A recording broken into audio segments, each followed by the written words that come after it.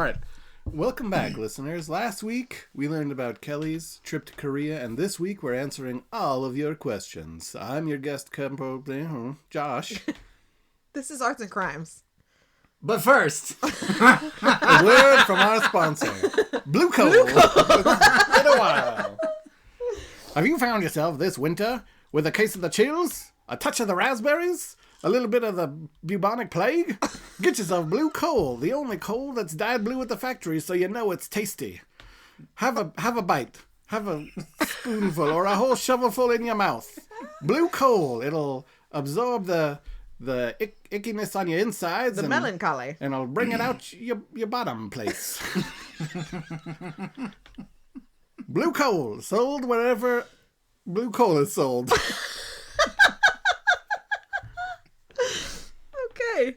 and we're back. I'm Brandon. And I'm Kelly. And I'm Josh. And this is Arts and Crimes. Doodaloo. Do you want a real one? No, that is the only one I'm sticking with. I think it's a real good, what is that?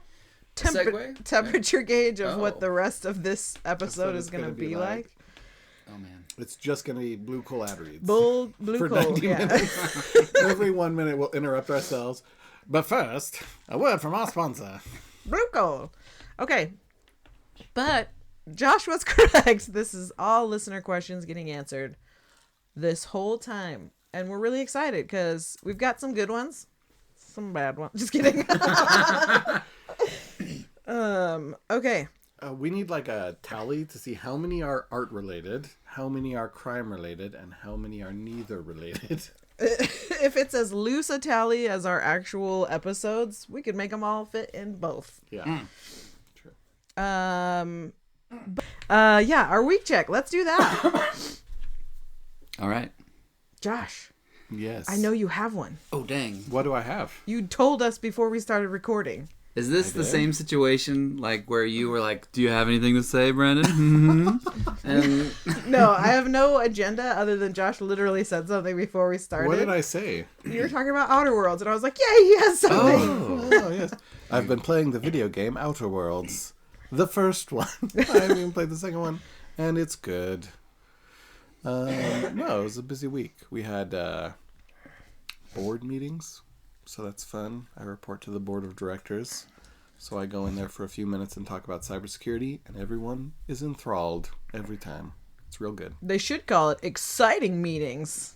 Oh, I'm going to use that next time. That's going to be the name of the subtitle of my slide. Yeah. fair? No, I guess if you guys really want me to talk about politics for like 30 or 40 minutes. Is there Sure. politics in Outer World? No, I mean, just if you wanted a deep dive, I can go on and on and on about. The only deep dive you can do is into politics? It's the only one I want to do. Oh, I see. That's For fair. you. That's fair. Because I know how much you like it. I love it. Can't get enough. We're always like, Brandon, stop talking about politics. Listen, that's great now, but can you Just- make it political? Put it away.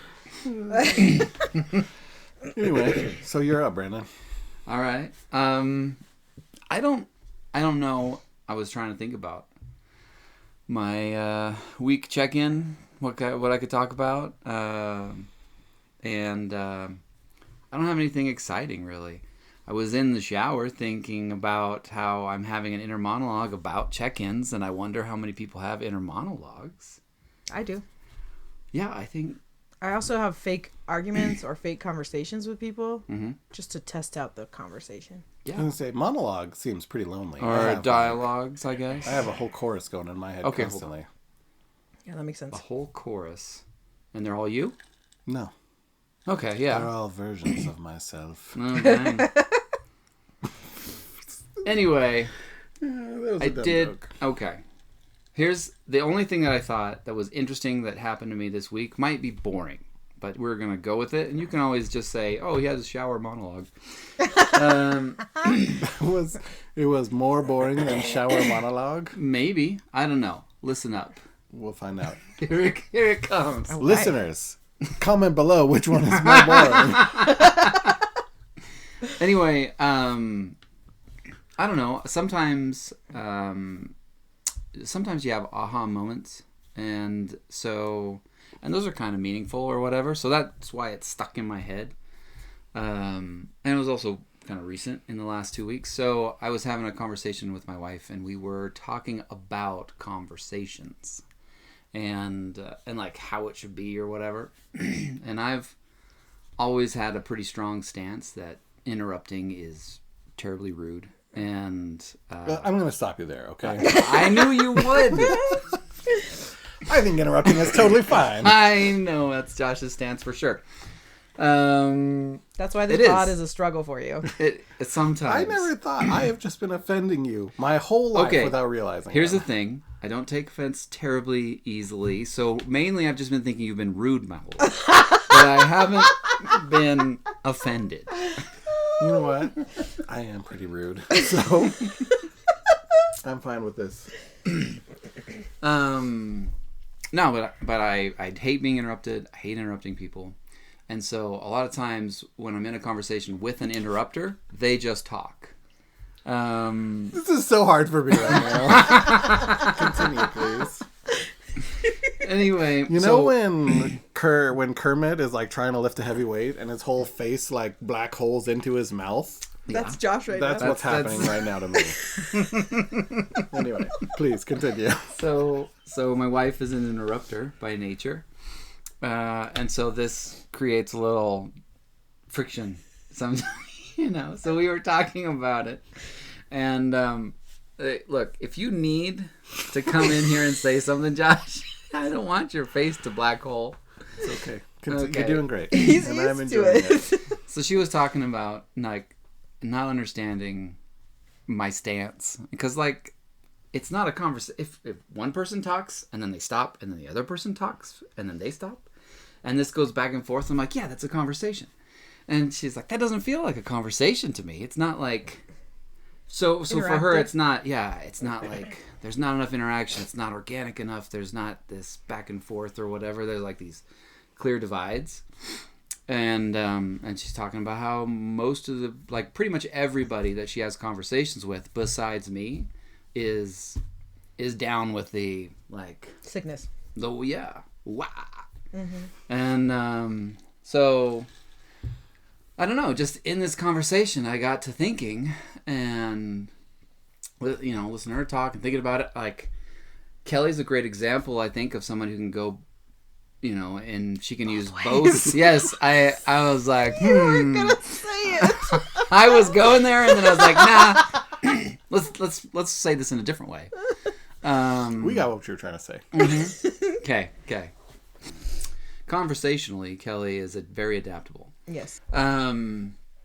Because I've seen her have a conversation with my wife, and just like they are talking over each other and going on tangents at the same time. So at some point, it feels to me like there's two conversations happening. But when she talks with me, I think she's learned my preferences and she's very respectful. So there's that. And like, Josh has no problem interrupting. Yeah, I'm not respectful at all. You can't get no respect.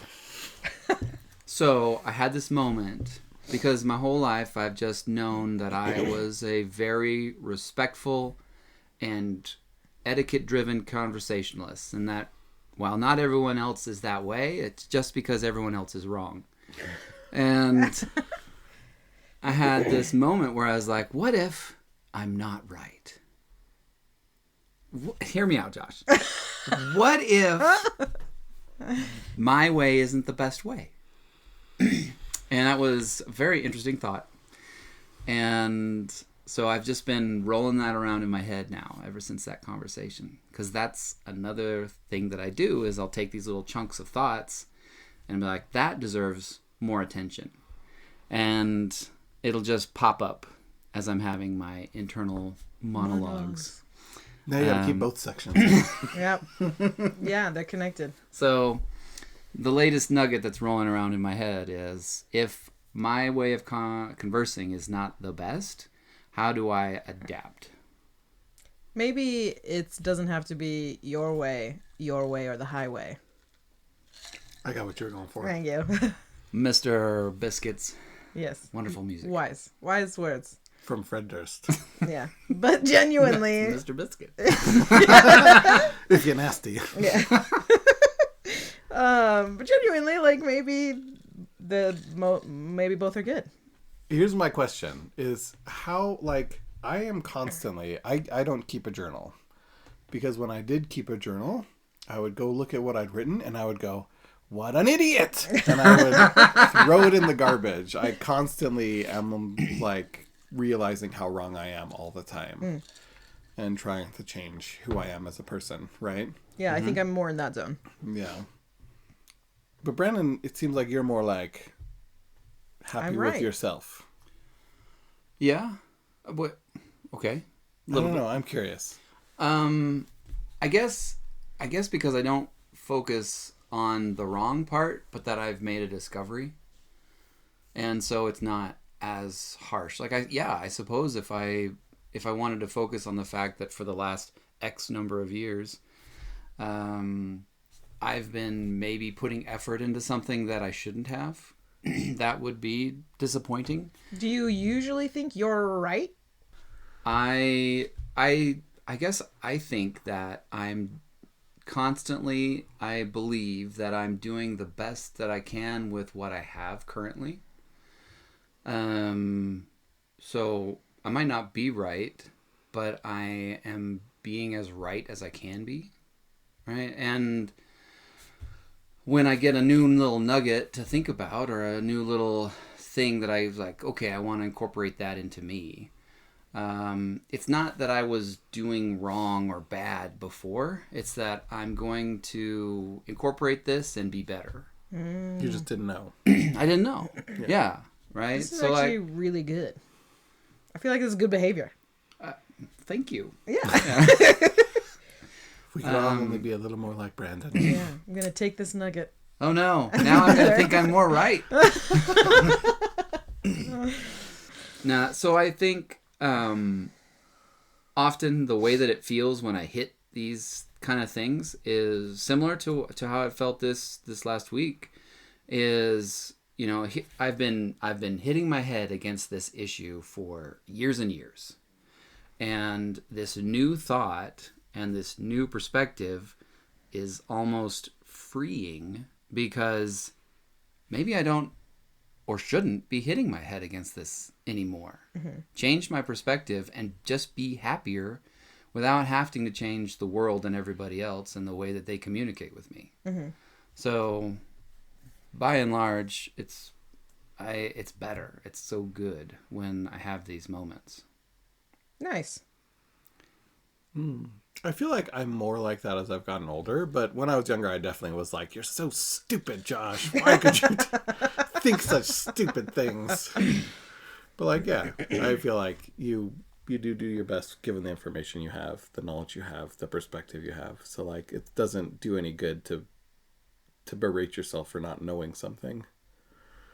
And we're talking about all you guys, listeners. Yeah. Just doing the best you can. And we're proud of you. Some of you. Most of you.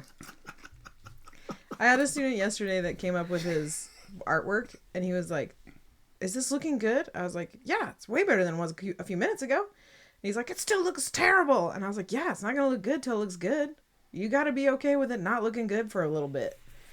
But don't give up, because as long as you keep going, it'll just look better and better until suddenly it looks good, and then you're done." Yeah. And I can talk about it. Art like that easy, but sometimes that's the truth for us too. That's absolutely the truth for just about I think anything really. One of my favorite quote out of all of the Adventure Time series is when Jake is comforting, I can't remember, Finn maybe. Finn. Yeah. And I know which one you're talking about. And he's telling Finn it's okay to suck, that sucking is the first step to being sort of good at something. Yeah. You know, I have that up in my classroom. Oh, really? Yeah. It's such a great thought. Yeah. It really is. It's funny, the delivery, but it's so true. Yeah. All right. Well, there we go. What about Kelly? Yeah. Oh, yeah. What do I have? Are you no longer jet lagged? Yeah, I'm not jet lagged anymore. It's real great to not be. I'm back in the swing of things at work. We had parent teacher conferences. I sent out failing notices. I'm just doing all the like teacher things. I was at work and I've been back, and I've had some students like real excited that I've been back, and others that like stopped coming to class because they had to be accountable for their grades. Oh no. No, just one kid that he got real mad because I moved him away from his friends because he did zero work while I was gone. And anyways, that's neither here nor there. I'm back, and anyways, I had my music going and my students were working on their stuff, and I got an email from one of my students, and it was a student I don't ever get emails from. And I was like, oh my gosh, is this guy okay? So I opened it, and he's like, I have to say, you quite literally have the most fire music taste out of any of my teachers. It was great. And then any of our teachers, okay, it wasn't that big a compliment. That's a big compliment. So I felt pretty good that not only do I get complimented on my music frequently, but this student felt so moved by my music taste that he felt the need to actually email me. So I have students that I beg them to email me their assignments just so I can get them to passing, and they still won't email me. So apparently it's more work than they let on. And you were just at that exact moment listening to Disturbed. You were like, yeah, I do have the best taste in music. I have fantastic taste. It was probably Limp Bizkit. Nickelback. Probably No, it was actually Breaking Benjamin. I had a whole Breaking Benjamin day. It was great. Anyways, stuff. so now we can move on to our listener questions. I'm so excited. Yay. But first, a word from our sponsor. Blue Coal. The coal that keeps your belly full and your house warm. Just kidding. Okay. So let's just start with the oldest to the newest. Is that Sounds great. okay? Fantastic. However wait. you want to do this. We have a follow-up, which yeah. is Grundy. Grundy said no deal Yes. on my offer Oh. For a tattoo. So then I emailed him and I was like, you coward, or her, you'll never know. It's a real mystery. You definitely didn't default to the correct gender. And called them a coward, and I was like, come on, man. Get an arts and crimes. Get an arts and crimes tram stamp. And he said no. So Well, I can't believe you would do such a thing, Grundy, and you're out of the pod. you Why raised even a- ask the question if yeah. you're not willing to fulfill at it. least Entertain the idea. entertain? Yeah. Yeah. You've raised our hopes and dashed them quite expertly, sir. All right. We were literally just talking about this. This question, the first name is simply R. And it says, I would very much like to hear Josh's crying at work story. All right. Which one? I don't remember. You didn't do any research? You didn't look many back? crying- We knew this question was coming. Yeah, I know. I actually know which one. I think. I don't remember exactly, but I think this is what I was talking about. Crying story. at work. What a great way to start this off. Okay. So, my first real management job was working as a IT manager for a theater chain. And I wasn't probably ready for it. It was a lot of responsibility thrown at me at once. And there were a lot of people depending on me. It had, multiple locations. And if the IT system goes down, obviously they can't sell tickets. They can't sell food. So it was a lot of pressure. And some of the people were not particularly kind about applying that pressure. And it was just rough. And I was also given a team that was the cast-offs of the other teams. It was basically people were like, we don't want to deal with this person anymore. So when they made it, if any of them ever listen to this, it'll be disappointing. Although I think only one of them listens to this, and he was a hire. He wasn't one of the ones that I got. So you're it's fine. You're Yeah. fine. And they don't care. The thing is, the people that assigned them to me and said these are not great people were wrong. They were all fantastic, and they just needed a little bit of support. Mm-hmm. But when I was figuring it out, I was working really long days. I get very emotional when I don't sleep. I was sleeping like maybe 4 or 5 hours a night max. Mm-hmm. And I don't know if you've ever been to the backside of a theater. They have the booth, it's called, where the projectors are. and someone had taken, and there was a like emergency exit that went up by one of the auditoriums up to the second level where the projectors are, and then there was a little side thing that would go out an emergency exit. So like, I guess the projectionists could get out if they needed to, and someone had put a row of chairs there. And so when I was very much struggling and having a hard time, I would go up to that thing and sit in one of the movie chairs in the back emergency exit, and I would cry. Just so that I didn't do it in front of my teams. And I would be like, you know, I would just have a good little cry and put myself together and then go back down and deal with the rest of the day, you know? So that's the fun crying story from work. Aww. But it became a thing where later, like when I would, so that was hard. Eventually I figured it out. And that's a whole nother story for another day. I'm teeing Mom up for another question. You mean R? Yes, R, sorry. R. Agent R. I lost one of those pirates we were talking about. Oh, that part's getting cut. Probably has earrings. Yeah, she probably does. Or he.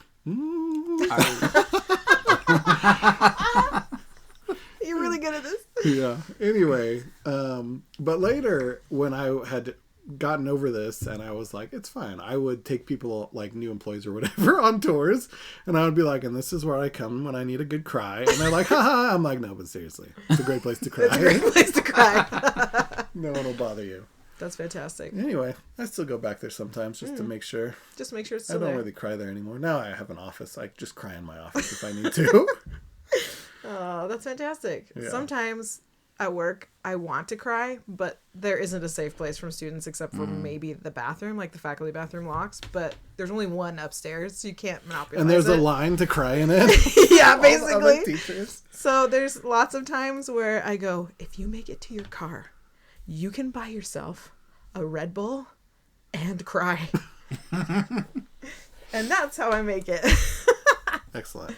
Good answer. Good answer. Yeah. Moving on. Thank you, Okay. R, for an excellent question. You both talked about crying. Am I supposed to? No, if you don't have- cry. you Do never you cry? Do you cry? So, I mean, not exactly. I mean, I get teary, and I've gotten emotional at work, and there's been things that have been so hard that I've shed a few tears, but I tend to cry more about, like, in a movie, watching someone do something, like, Sacrifice they're doing- themselves. yeah, right? Like, that those, and I definitely have had plenty of hard times, but one that stands out for me in work was the first time. So my company does surveys periodically to get feedback from the employees.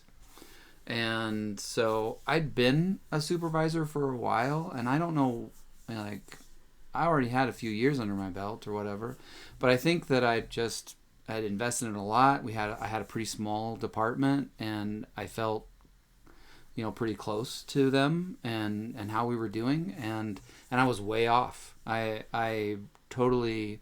Anyway, I read the results of the survey, and they were not great, and I just took it so personally, and felt super devastated, right? And I work in a hospital, and my office is on lower level 2, and there's 14 or 15 floors to the hospital that there's a floor 14 or 15. And I didn't know what to do with myself, and I just started walking. And I went to the stairwell, and I walked to the top of the building and then back down.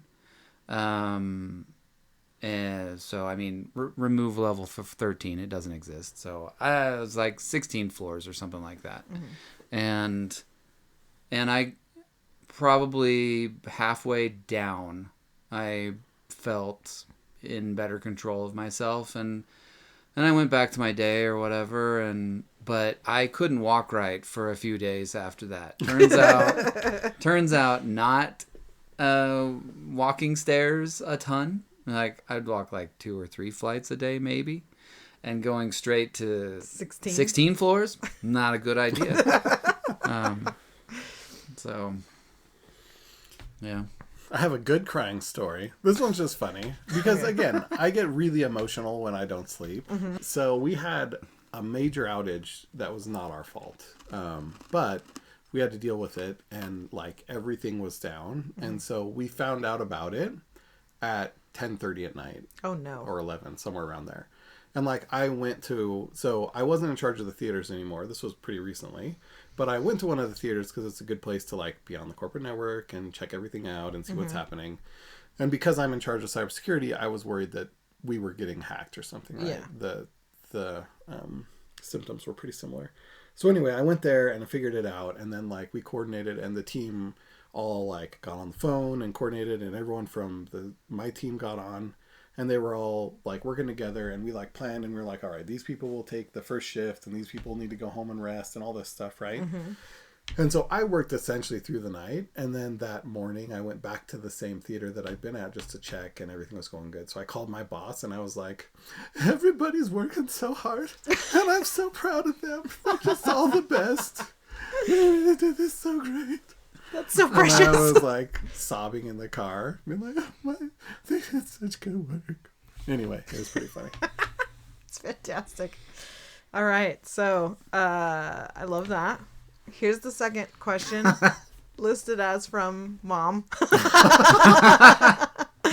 She should have used an initial or something. She should have. Something that would have really hidden her identity. Mom. Who is she? Or he? Or he. We don't know. Could be anything. Maybe, yeah. Anyways, the question is, I would love to hear more about the evolution of pottery. What makes some more valuable than others? Who gets to decide what value is? Oh my gosh. Let me take this one. That's such a question that would have its own podcast. It's so much. I'm sorry, Mom. I'm not going to be able to answer all this, but here's what I can say. That history has found pottery important for various reasons. I love that in archaeology, they look for pottery for the indication of an established civilized culture. They're looking for pottery for that. You know what? There's one culture that doesn't have it. It's in Peru? Atlantis. No, it's in South America, and they're like the Caraval or something like that. Anyway, it's so interesting. They were in high desert, so all their stuff got preserved really well. So they even had some quipu, like string, like weaving stuff, but they never invented pots. And that's why the archaeologists were like, we don't want to talk about these guys. So, and it stands out because they're like the only ones that had like, we've got cities and stuff, but we haven't figured out how to turn mud into a bowl yet. So yeah, that's, I think with the evolution of pottery, it's also really hard to say, but I think Josh was talking about earlier in a part that I definitely cut, where like pottery evolves with the cultures. So as the people get more advanced, the pottery becomes more advanced. And so depending on when the culture discovered fire and kilns or ovens and pit fires and all this kind of stuff, it advances what you can and can't do with pottery. But it also is very dependent on what kind of soil and clay you have access to. So that's all there. Can I just say, like, one thing I think that's interesting or especially valuable about pottery is that, like Josh was saying, culture is based on needs, and pottery is an art form, and it does it is a way to look back at a culture, but it's because this is a useful thing that needed to be. So I think that out of like all the art, it's the best. Are there other arts that are like textiles needed? Okay, yeah. Probably like sewing and stuff. Yeah. I think that's a super good point, and I really like that. Maybe that's why I always had an affinity for pottery, because I love making things that people use, but are like also enhance their life in some way. And I think pottery does that in a way that is both functional and like visually edifying. And then I guess that kind of leads into who gets to decide the value, and I think it's you, the person that is experiencing the pottery. As far as like your own personal value. So zen. Yeah. But like in actual value, I think there's like historical, there's craftsmanship, there's lots of things. I was going to say, what are the like, when you're like, these are the most famous types of pottery or whatever, this is what's going to draw a big price. What are the big ones? Chinese porcelain. I knew you were going to say Chinese porcelain because you're always going on about how great it is. Okay. So porcelain. Because why? I think part of it is because the as far as pottery goes, the Chinese were some of the most advanced and refined historically. Also, the porcelain body that they have is not a common porcelain body. So porcelain is a type of mud. It's a type of, clay is more than mud, as much as we joke about it being mud. But it's really common to have impurities in clay, like irons and stuff like that, like kaolin, that makes it generally those like browns and reds and copper colors, which is the most common. And porcelain often has to be purified in order to remove those impurities, and it creates this type of clay that is entirely different. It's much more plastic, and it is so it can withstand forms and throwing and like shapes and all these other things that other clays just simply cannot. Mm-hmm. So it's already in and of itself very valuable. And so it wasn't something that other cultures had access to because they didn't have just natural porcelain deposits. And then they didn't figure out, the manner for purifying and creating that porcelain until later anyways. And so to have these porcelain deposits and to have access to porcelain earlier than others not only makes them valuable, but then they're also having longer time to refine and perfect these techniques and firing things and that kind of stuff. So they just have the longest amount of time with this like absolutely rare, beautiful, pure material that other cultures all over the world were just, when you see it, how can you not be taken by it? It's just so beautiful, and you can get it so delicate, and it just like, it's has such a presence in a room, and it's just a vessel. And I just like, I cry when I see art like that, So like, you are such a nerd. I know. Yeah. I can easily not have an emotional response to China. I remember, because like when I went to, there are some museums in Paris that had ancient pottery, and it was a Korean pottery that was one at Le Petit Palais in France, that it was like a whole Korean show. And I just was like so taken by it. It's absolutely just like gorgeous. They had these like beautiful celadons, which celadon is another really like famous dinosaur. No, it's a glaze. Finishing. I was so close. You were really close. But celadon. Yeah, art just like, I don't know. It just like, I feel it so profoundly sometimes. Mm-hmm. I remember, and I think I told you guys about this. Remember when I saw the hokusai? The like original hokusai, the cutting, just the wood block, the Great Wave, and I just couldn't help but cry. I cried when I saw the first Caravaggio I saw live too. Oh, this is a very cry-centric episode. Yeah. I think there's nothing wrong with crying. There is nothing wrong with it, but I can absolutely not understand what you were feeling at that moment. Like, I don't know if I could fully explain it. Yeah. No, and you don't need to. But like, Angelique has some china that she inherited from her family, and I'm just like, can we just put it in a box, stick it somewhere, and just never remember that we have it? Just to keep it safe because you care about it so much. Nah, because I know it's important. I don't want it to break, but also it's not pretty, and I don't want to see it. Let's just stick it somewhere so that someone else can inherit it. Yeah. Not me. I love it. I think there's something so personal for me, and maybe this is just like the way that my brain works, but like when I get to see the art live, like in pottery and in paintings, right, you can see the brush strokes, you can see the layers, and you can, like with pottery, you can see like where the tool cuts were, or like you can see the absence of tool cuts, so like how it was thrown or any kind of finger. And there's some artists that will purposely leave like a thumbprint somewhere so it's theirs, right? You can't ever lose that. And it feels so personal, and you can like see that person there, and you get to have, or at least I get to have, this moment where I am connecting with somebody that lived so long ago, and their art is still here impacting people. And I imagine them like on the other side, like getting to have this moment spiritually with me. I don't know. So Brandon's like, put it in a box. Let somebody else inherit it. I thought about that with, have you ever seen the cave paintings in France, of all places? I Very don't know what you're famous. talking about. Anyway, and just the idea that, like, somebody is on the other side of that. Like, somebody put that in that cave 40,000 years ago. Yeah. It's so crazy. It's nuts. Like we were talking about just the other week about like literally people that lived 100 years ago. It feels like their life was entirely different than ours. Yeah. Yeah. So imagine 40,000 years ago. And then that life, through that moment in art, you two are connected. Like, how can that not be powerful?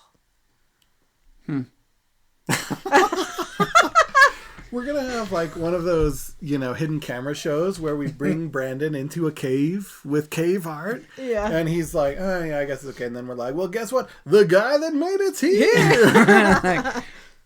Where's your perspective? This is pretty basic, I think. I could do this good.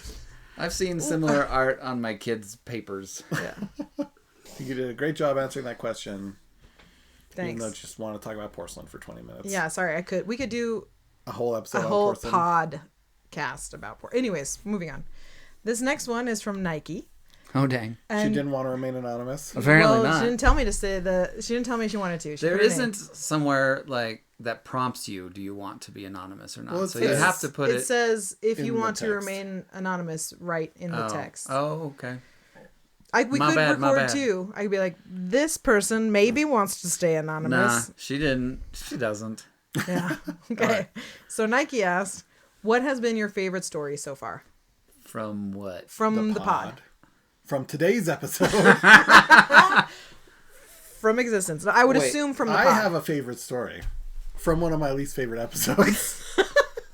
Which Okay. I want to know which episode's your least favorite. I really didn't enjoy doing the witch trials ones. Oh yeah, They those just were such that was a real downers. downer. Yeah. But I always think about the guy who just said more weight. Like, I constantly am like, Yeah. would I have that amount of integrity, you know? Do you remember this story? Refresh my memory. So it was towards the end of the Salem witch trials, and oh man, his name escapes me now. It starts with a G. Anyways, his wife was convicted of being a witch, and they convicted him, or they tried to, but he never said that he was guilty. And so they put him to the stone, I think it was what it's called, to try and get a confession out of him, where they put like a board over him and they just add stones until they do crush remember him. this, yeah. And so his like eyes are coming out of his head, and they're like, anything to say? And he says, more weight. And they put more stones on him. And he never did confess. Yeah. But that made it so they couldn't take any of his property. So his kids were able to inherit his property. Man, that guy has action hero energy. Yeah. And like just the idea okay, so here's the reason I love this story. First, the idea of the court of law being say you did it. No? Put a rock on it. It is so ridiculous. And then insane. that guy is amazing. Who's just like more weight. Until he gets crushed to death by rocks. I just think it's such a cool guy. Yeah. Were those his last words? That's Yeah. pretty. I mean, reportedly so, yeah. That's put Pretty that on epic. my tombstone. Those are definitely his last words. Because the people that were recording his last words thought he was a witch and wanted him to die. That's true. They're And like, that's a anything else cool to thing say? to say. Yeah, They that's wouldn't have true. put it down if it weren't true. That Yeah. absolutely, if I was him, I'd want that on my tombstone. Yeah. Yeah. As it is right now, my son knows that I want my tombstone to say, "I wish I wasn't dead." It's pretty great. You know what?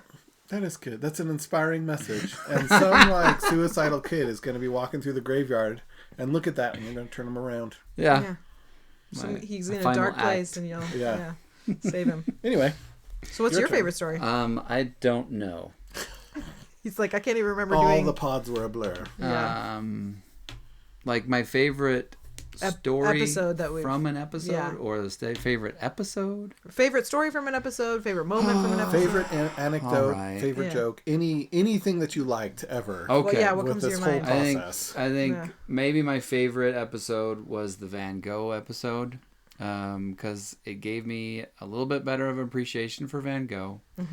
And I really faced a big trial in letting Kelly keep me saying that the scream was Van Gogh in the episode, like really owning my mistakes. Yeah. So, But you know who the scream's by now, so it's fine. yeah. Van Michelangelo. Meegren. I really thought it was because Van Gogh Munch or was something, the right? Munch. was the deer with the pearl necklace. Yeah, that By was, far our best running gag that's that was fallen that was to the really good. wayside. Yeah. That's quite the callback. No. But we're bringing it back. I- Deer with the pearl necklace. Honestly, I'd forgotten that joke. So, You but, can change your answer if you want yeah. to. No. I still think I feel like listening to the Van Gogh or going through the Van Gogh episode with you was my greatest growth as a person from the podcast. Excellent. So you grow from being ridiculed? No, not necessarily. I think I heard that, yes. Okay. So I'm really going to provide some growth opportunities. I appreciate that. First off, what color is this shirt? Bubblegum pink. Yeah. Enough said. You've been tuzzed. Oh, my favorite. I don't know. I do think that my favorite is probably everybody's least favorite because I just really enjoyed doing all the in-depth research for Caravaggio. He was already my boy. I think people What makes like that? What makes you Caravaggio. think that's? I don't know because it was Everyone's so long. He had a Maybe. lot of good interesting stuff. There was just so many interesting things, and like some really silly things. Like he just couldn't stay out of trouble because he would deface a door because he was mad about stuff. Like his landlady, like sometimes so petty, but sometimes so beautiful. And I don't know. I really enjoyed researching and getting to know all these layers of my boy. And also understanding why your taste in men is so terrible. So terrible. Yeah. That was really eye-opening. The thing for me that I struggle with is like his style is very cool, and there is a lot of stuff going on in those 3 or 4 episodes. How many was it? 4, I think. 4, right? Because it's But all I can think about when I think of Caravaggio is how rude he was to that person that brought him the artichoke hearts or whatever. the waiter. Yeah. And I'm like, you should be kinder to people in the service industry. Like, oh my gosh, I hate going to a meal with people who are rude to the waiter. Yeah. I agree with you. Oh my gosh. Caravaggio, you suck. You take that back. But Car- what about the murders? What murders? He's a good guy. Okay, so that's our favorites. There we go. Okay, we don't need to do that one. That was Grundy telling us no deal. Okay. Coward. Okay, so this question came from Becky. It says, if you had to pull off an art heist, but your only disguise is a paper mache mask you made in the 3rd grade, what's your strategy? I think I'd be fine. I was pretty great. Your in the 3rd grade paper mache is going to be amazing. Yeah. Mine would just be like a blank face. It's like no features. Boop. Oh, so what is the question? What- What would our what art would your- strategy be? I think- or is the What's the question mask? I what think would we what's do your with mask? the mask? What's your mask, and then what's your strategy for success? Okay. Oh. Good question. Strategy for success. Yeah, like how would you Don't pull get off caught. the heist? Okay. That's a great strategy. Why haven't any other criminals ever thought of that? Here's the real strategy. Just make sure you're breaking into the Louvre. Apparently, they are fine with it. So here's the thing. This is again another area of expertise for me. Okay. Art crime. Art Art crime. heists? No, none of that. But penetration security. testing. Yeah. You do a lot of penetration testing, Josh? It's real. Yeah, it's a real It's a thing. real thing. I know. I know that You've done your own exists. penetration testing? This is terrible. All right. So, this is funny. This is something I'm just going to barrel right through you guys giggling This is about. like when I had to say breast in the It's breast. yeah. Anyway, so penetration testing is when you're trying to break into a place to see if you can break into it, right? So Sure. I've studied that a little bit. You have to study it for some cybersecurity stuff because some cybersecurity people do physical penetration testing, which is not something that I do. Cannot believe you. I mean, I 100% believe you, but anyway, what they teach you, the first thing you learn about trying to break into a place is that you just act like you belong, and it makes it so much easier. So, like, we would do this again, going back to the theater at the theaters, sometimes people would just go, hey, can you let me into the server room? I'm with the IT department. And we would do that to see if they do. They should ask for your badge, at the very least, right? But a lot of times they would go, oh, okay, and let you in, right? Yeah. A lot of places will do that, where you have to specify, and like we eventually changed it so that wasn't, it's way harder to do it now. But the idea is that if you look like you belong, then people just kind of, their gaze doesn't even linger on you, right? Yeah. And so when they did the Louvre, they wore high visibility stuff, which you wouldn't think you would want to do in a robbery, but they looked like they were wearing a furniture mover in France, which is pretty normal for the narrow streets. And they just went up there and pretended like they belonged and grabbed the stuff and went out like they belonged, and nobody even noticed, right? Yeah. Like, they didn't even notice until the alarms started going off. And patrons didn't know anything had happened, right? Yeah. So, all of this is to get back and say, where in the world would a paper mache mask look normal, right? Because either your choices are, you've got to do it in the dark, and the paper mache mask is just to disguise your features and you're doing it at night when no one's there, or you have to go to some kind of paper mache art exhibition and use that as if you're one of the like dancers that remember when they did you ever watch the one about Shia LaBeouf? Yes. And they have a guy with a big old paper mache Shia LaBeouf head? Yeah. Yeah, I would pretend to be one of those dancers and I would steal Shia LaBeouf's Lamborghini or whatever. Yeah. There you go. I love that, and I think because what I thought of was like I would need to go somewhere like loud and busy, because like 3-year-old Kelly didn't understand the ideas of like minimalism and that kind of stuff, just like colors and fun.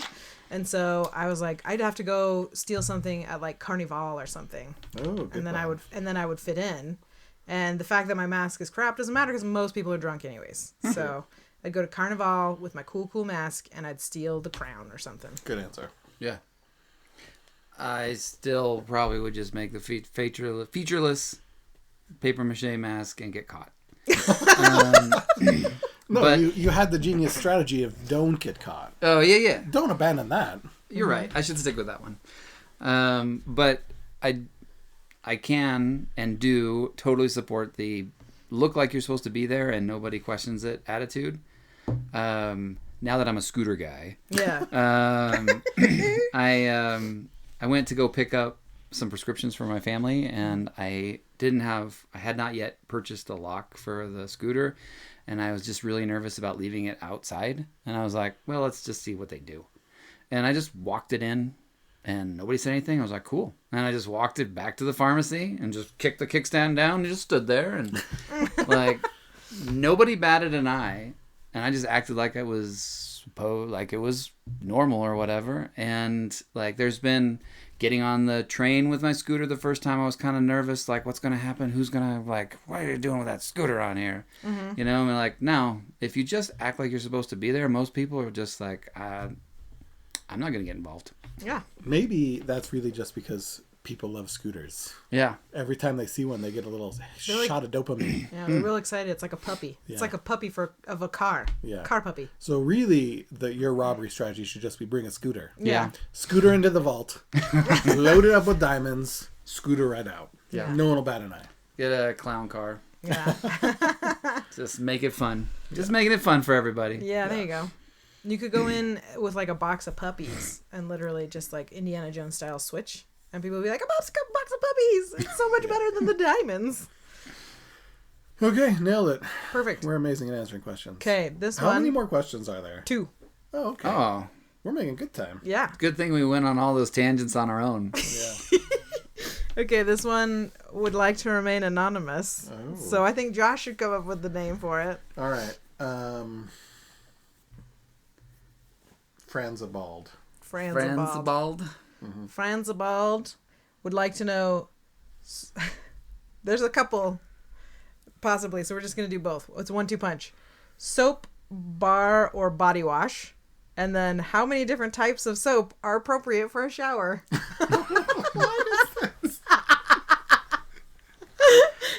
What? Good question, Franzabald.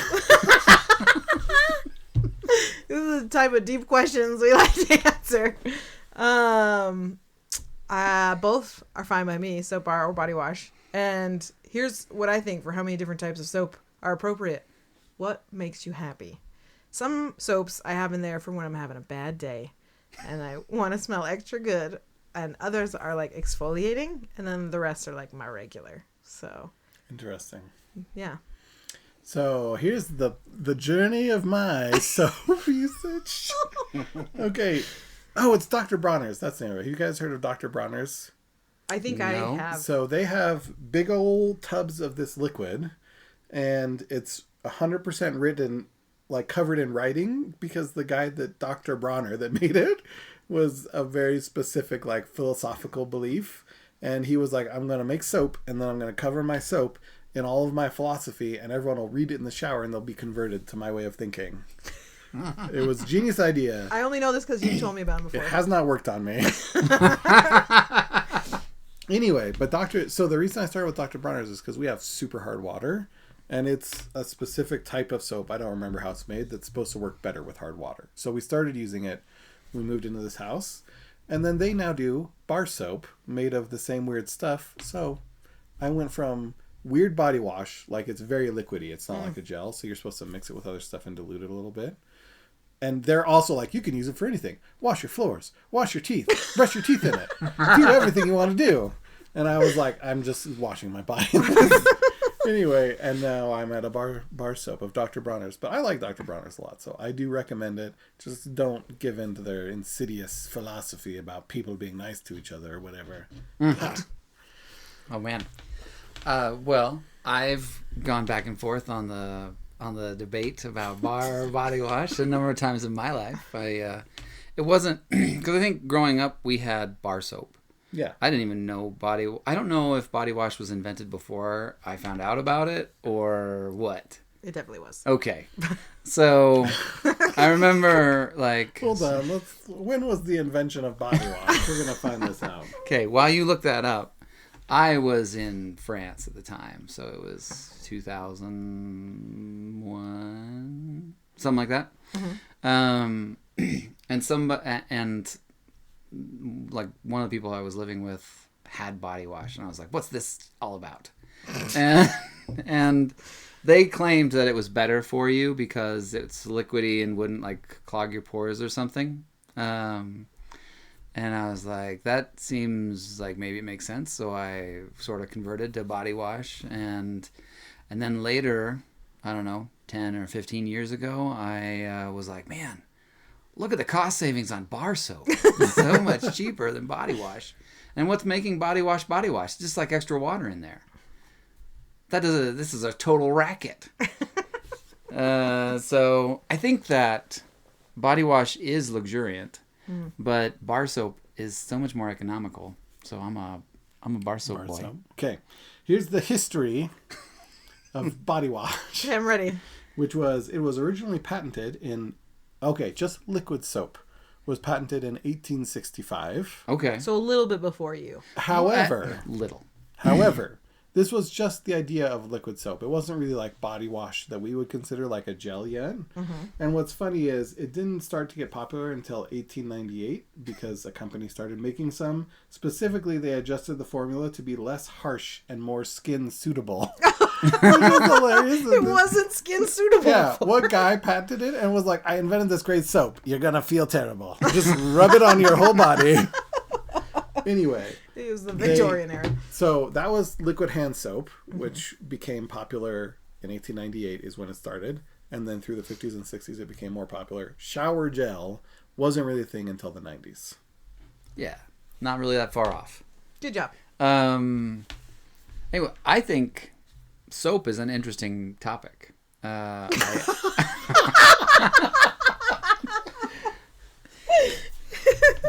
Go on. well, like, we take it for granted that we should, you see the signs at the restaurants, employees need to wash their hands before returning to work and stuff. But, like, that's not go back enough time. It's very, it's an uncommon idea, right? Like, True. Like, I think, I can't remember the study or whatever, but there was a thing done in Egypt where they were trying to, like, justify antimicrobial soaps. And there was, like, this outbreak of whatever. And so they had people, like, they brought in soap, and they brought in regular soap and antibacterial soap. Mm-hmm. And the study really just proved that washing your hands is good because the people who were using soap got better, and it just because soap wasn't common. Now, I think that for the most part, in my opinion, soap is soap. And so I don't love that there's a bunch of different soaps marketed for these different uses. And I just, my wife is into Mary Kay, and she even bought Mary Kay. They have a men's line of soaps and like body wash and face wash. And eventually I was just like, Gary J. Eventually I was like, stop. I don't want any of this. I just want one soap.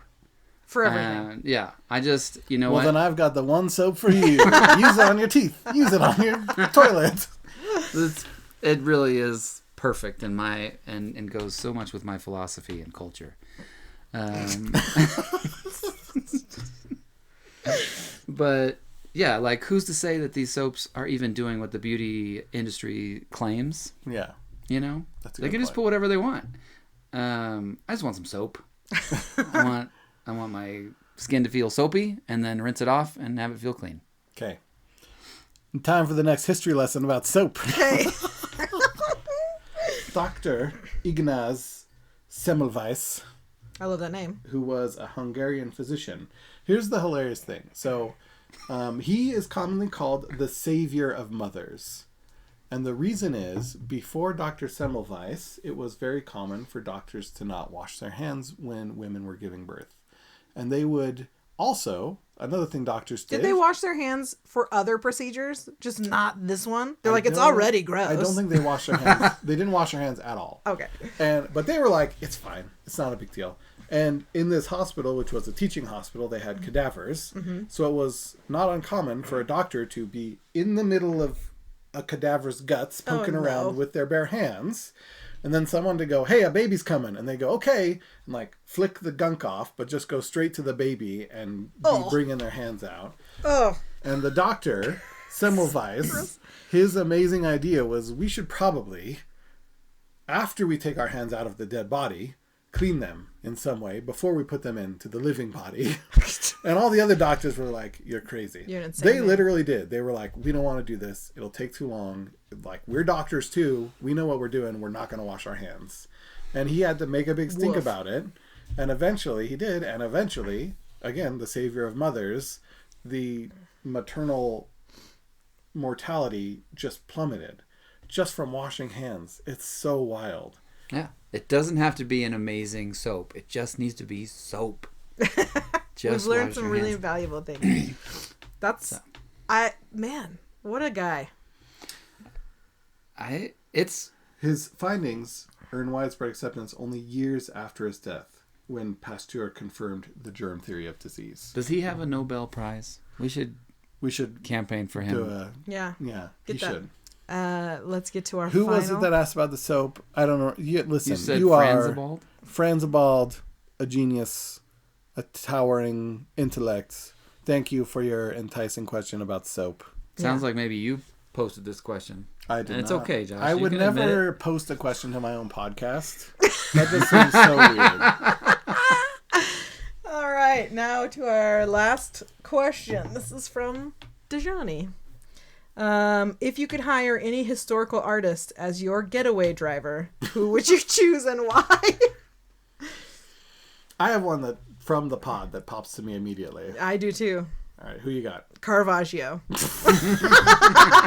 doesn't know how to drive. He would.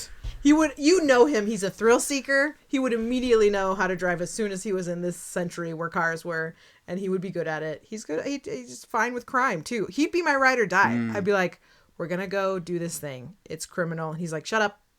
I'm already in. I got my sword. Yeah. And you'd be like, listen, we have guns now. And he's like, no, I'm just going to slash him across the face. Yeah. It's what we do. Yep. So, yeah, I think he'd be my guy.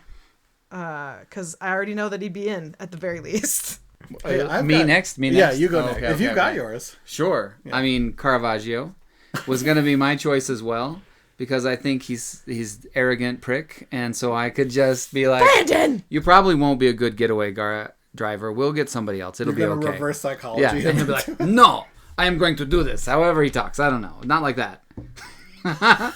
And then, at the end, I won't feel bad about leaving him as the patsy because you don't like him. he's such a jerk.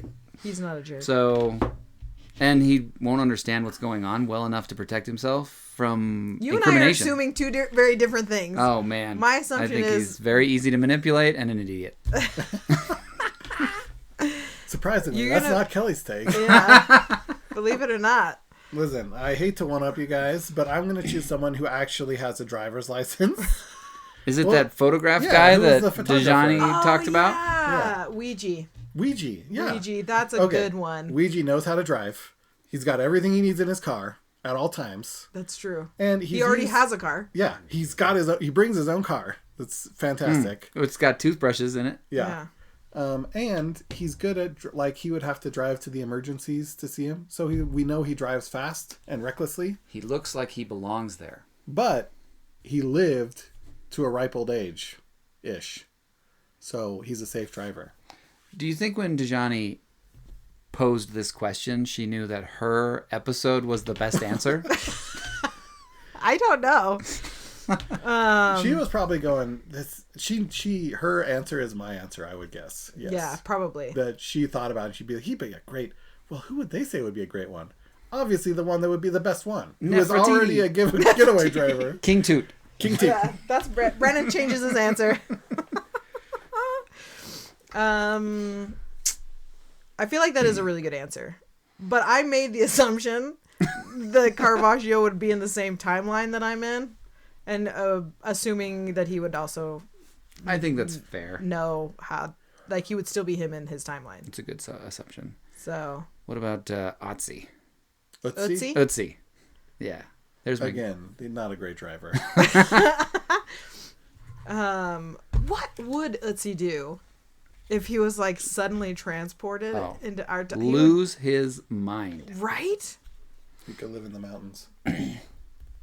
I'm trying to Anyways. think if there's anyone else that I would be like, because Ouija was maybe such an obvious solution that I should have chosen somebody else. I think it was a good solution. I tried to think of it, tried to think, like, outside of the box, and I was like, who else? And then I was like, oh, maybe, like, a musician. So I was like, what musician I would be just good? know the music that they make. I don't know how good they would be at driving. Maybe they don't even have a driver's license. It's quite They don't possible. have to have one. Yeah. They Does move Yo-Yo people Ma in other have ways. a driver's license? They move people in other ways. That's a good line. Yeah. I'm sad I talked over it. It's okay. Oh, I have been interrupting you our whole life. Terrible. I don't... Yeah. I mean, you are interruptee. And terrible. Not terrible. Not terrible. But there have been times where I'm just like, Kelly's trying to get through this content. Come on, man. The thing is, I can tell. I know. And it's funnier to just throw up going. roadblocks. Just keep going down that cul-de-sac. All right. Were there any other questions? That was it. So thanks everybody. I think it's fun because it's a little bit like we're just answering questions. It is exactly like we're just answering questions from our friends and family. Yep. So they get to be in this episode more or less. So I think that's fun. Yeah. What's even more exciting is that next pod, Brandon is finally doing the Dark Crystal. So if you haven't watched the Dark Crystal all the way through, Josh. Michaela yesterday was like, we should do a Dark Crystal watch party with Brandon's family and Kelly and everybody. Wow. Let's do it. Not as the pod, just as yeah. to refresh ourselves. To refresh for the movie. I'd be into that. So yeah, if you haven't watched it and you want to know what we're talking about for our next Arts and Crimes Goes to the Theater, we're talking about the Dark Crystal, and it's, I think, the first episode other than Dejani, who was a special guest, that's run by one of our other regular hosts. So I will not be the predominant voice next time. I'm very excited to be on the other side of the table. So much build up for what I hope will end up being an adequate episode. Not just adequate. Well, no. You don't want to be too good, because then we'll be like, you're in charge from now on. Yeah. Yeah. So adequate seems about right. Let's shoot. Yeah. What was the thing we were saying? He's like, mediocrity is here. Shoot for the middle. Adequacity. Yeah. That's what we're aiming for. Yeah. Welcome everyone to Adequate City. I'm your host, Brandon. Perfect. All right. Well, we'll wrap it up there. Thanks again. I don't think I said the catchphrase that I usually say, and now I'm not even 100% sure. What do I usually say? Go Go do do smart. Don't do any crimes. There it is. Okay, bye. Yo. So long. Later. Playa. Nah.